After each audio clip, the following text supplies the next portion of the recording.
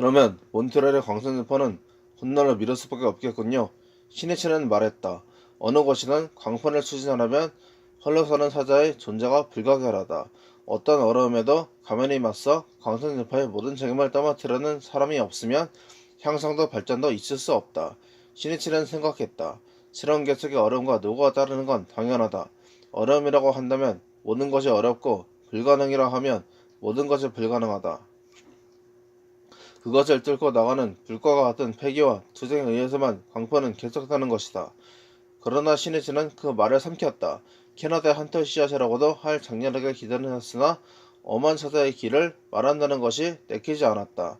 이 장녀는 홀로 사는 학계 정신을 배울 기회도 없었을 것이다. 시니치는 이후까지 자신을 찾아준 장년의 노고를 위로하고 격려하며 헤어졌다. 그리고 그가 세계 신심의 승리자로서 살아갈 것을 염원했다. 시니치는 캐나다 강포가 막을 열려면 때를 기다리지 않으면 안 된다는 것을 깨달았다. 광선전파를 이 세상의 사명이라고 정한 동지가 속속 배치될 때를. 니치렌 대성인의 1년부재 성의 대여 문제를 건립하신 지 681년째가 되는 10월 10일 아침을 야마토 시니치는 캐나다의 토론토에서 맞이했다. 대성인의 유명대로 그 법을 세계에 홍통하겠다며 처음으로 미대륙에 건너와 캐나다 땅에서 이날을 맞이한 것에 대해 시니치는 깊은 감회를 느꼈다.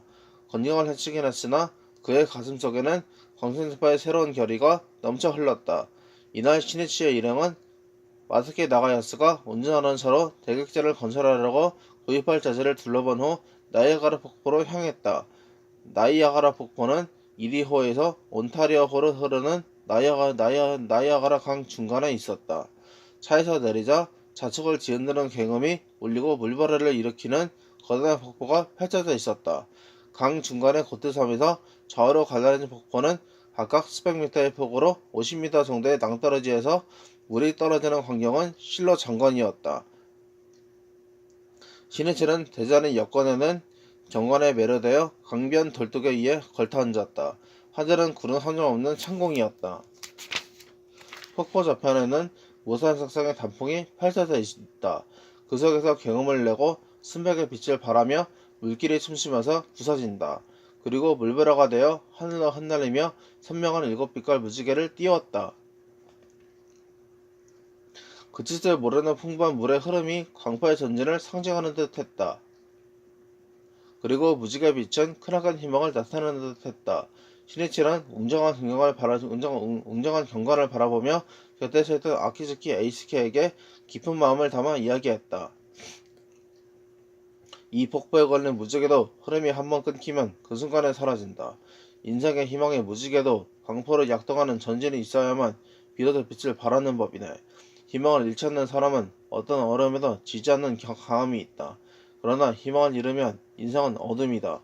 절망은 정신의 죽음과 같다. 청년은 항상 희망을 안고 희망과 함께 살아가는 것이다. 나는 세계 청년들의 마음의 희망의 무지개를 만들어주고 싶네. 청년부장 아키즈케는 그 말에서 청년에 대한 시니치의 한없는 자애와 뜨거운 기대를 느꼈다. 이런 선생님 스라에 모인 우리 청년부는 얼마나 행복한가 하고 아키즈케는 생각했다. 일행이 호텔로 돌아왔을 무렵에는 주인은 이미 어둠의 장막에 감싸여 있었다. 야마모토 시니치는 프런트에서 방 열쇠를 건네 받고 노베의 소파에 앉아 무시코 옆에 놓인 영자신문을 집어들었다. 그 순간 숨을 멈추었다. 이 사람은 사회당의 아사나마 원위원장이 아닌가. 거기에는 학생복에 점퍼를 걸쳐 입은 남자가 칼로 사회당 위원장인 아사나마 이네지로를 습격하는 사진이 실려 있었다.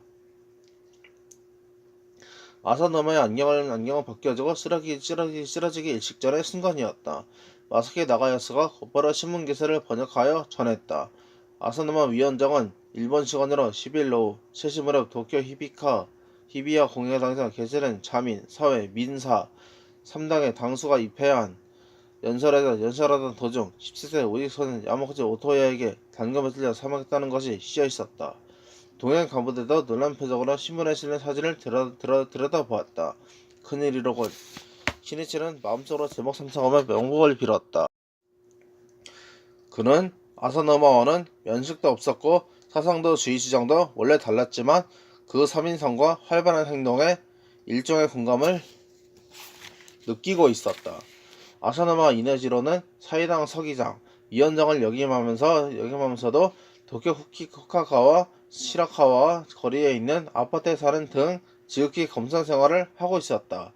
또 인간기관자라고 불릴 정도로 정력적으로 각지를 다니며 데모의 선두에 서서 대중과 함께 싸우는 것을 신조로 삼았다. 그 아사노마가 테러의 흉악한 칼에 쓰러졌다는 것은 시니치에게도 몹시 유감스러운 일이었다. 그는 잔인무도한 범행을 증오했다. 그리고 테러의 어두운 수렁에 빠져든 범인인 소년 또한 가련하기 짝이 없었다. 이 해는 시난보 조약과 관련된 테러 사건이 잇따라 일어나고 있었다. 6월 17일에는 20세 청년이 국회 군에서 사이당 고문, 가와카미 조타로 중의원 의원을 칼로 찔러 전치 2주의 상처를 입힌 사건이 일어났다.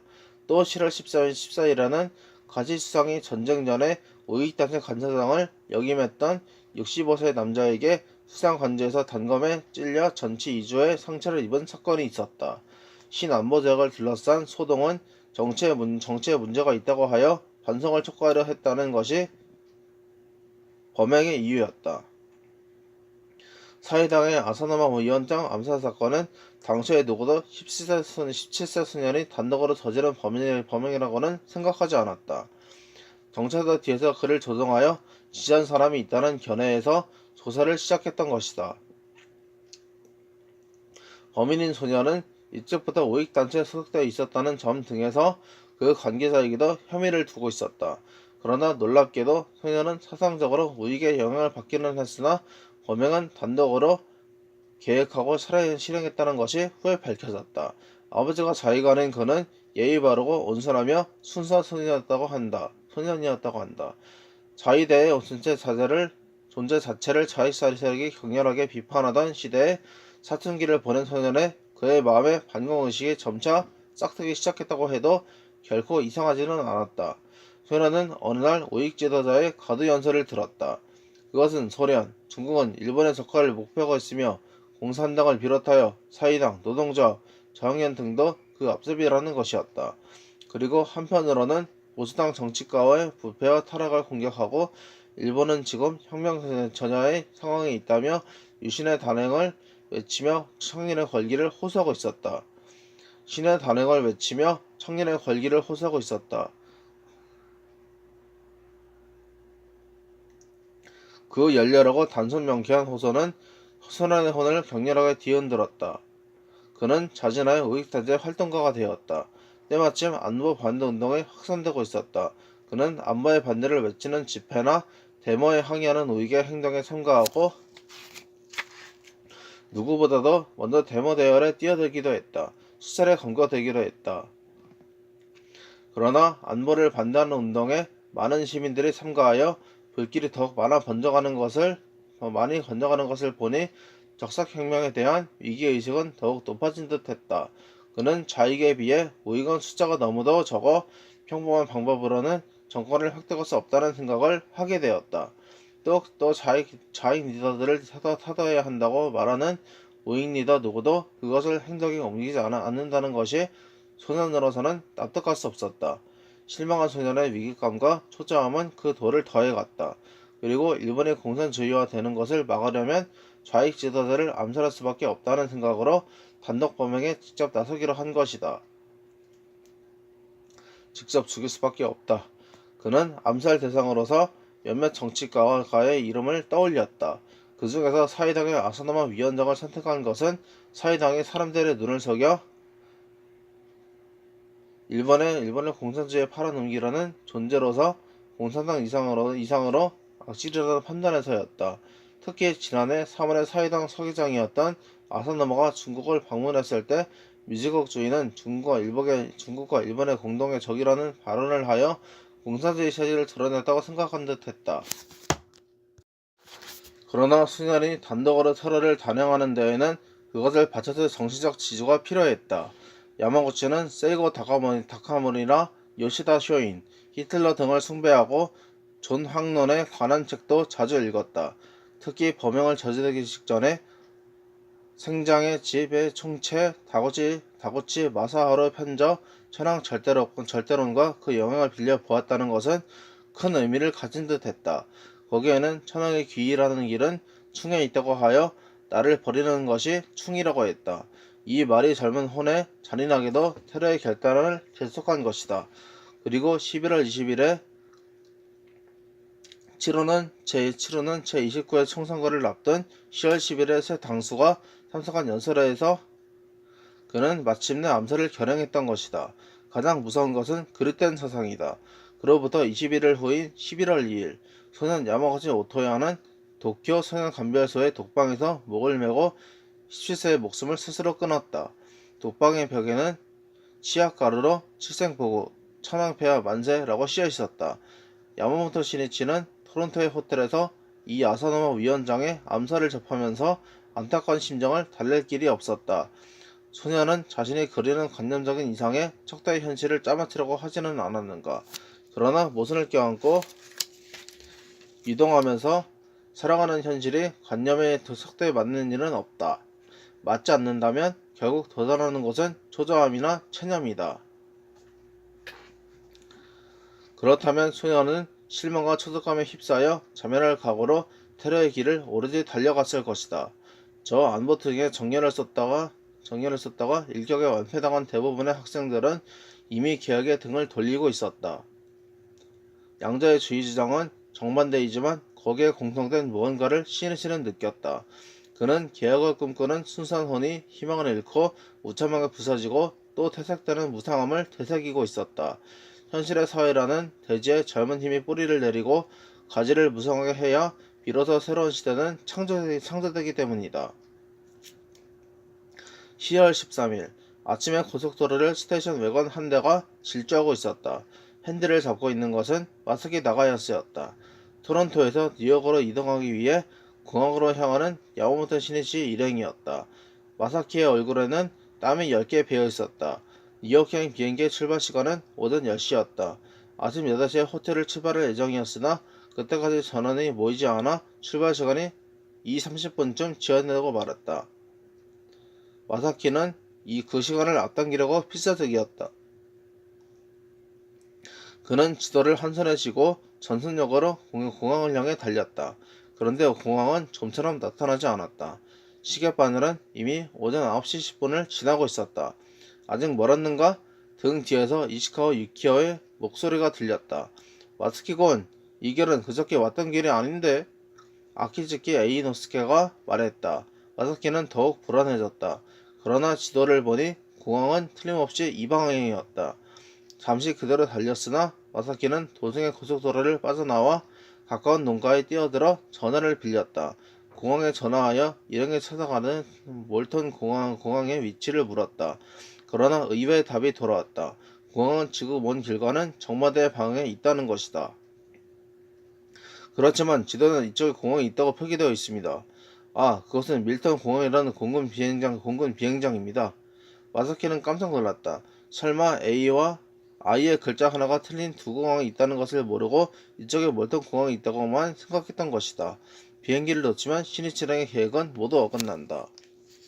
뉴욕 공항에는 많은 동지가 마중 나와 있을 것이다. 마사키는 저 하와이에서 시니치랑을 맞이했을 때와 마찬가지로 전신에 맥이 빠지는 것을 느꼈다. 그는 차로 돌아오자 창백한 얼굴로 시니치에게 말했다. 죄송합니다. 길을 잘못 들었습니다. 곧바로 되돌아가겠습니다.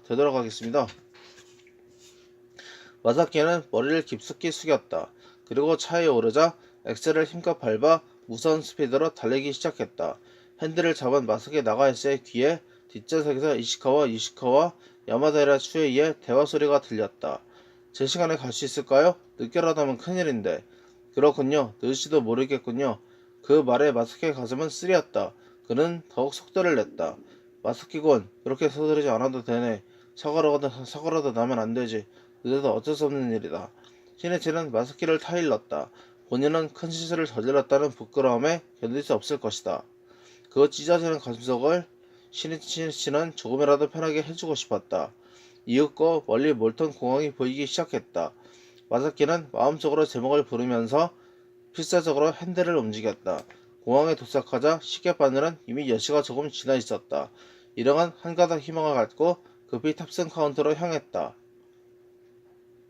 마스크가 숨을 헐떡이며 비행기 판명을 말하자 담당자는 그 비행기는 방금 출발했습니다. 라며 딱한 듯이 영어로 말했다.